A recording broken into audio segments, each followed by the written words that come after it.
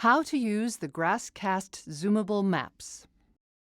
In this tutorial, you will learn how to use the Zoomable GrassCast maps. These maps show conditions in pixels, the small little dots that make up the images on computer displays, of roughly 6 by 6 square miles in size.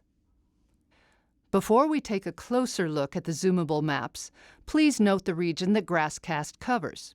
It is not available for areas in gray, due either to limited data or a lack of grassland vegetation, and it cannot be produced for areas with a lot of shrubs, forests, or croplands.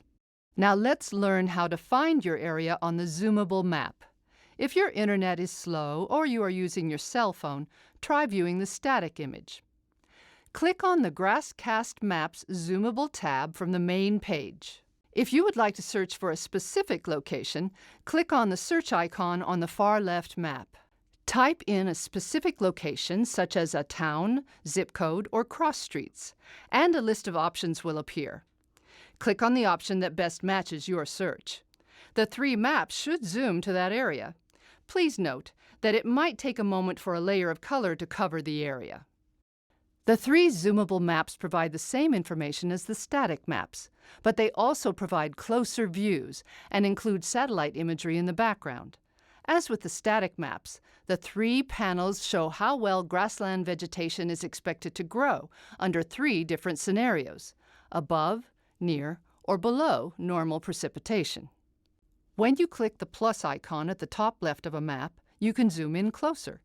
And you can zoom out by clicking the minus sign. The zoom feature works best if you use the plus and minus icons located on the far left map, because it causes all 3 maps to zoom in or out together.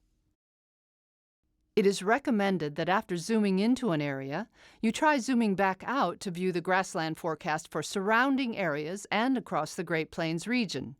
This gives you a sense of the conditions on a broader scale.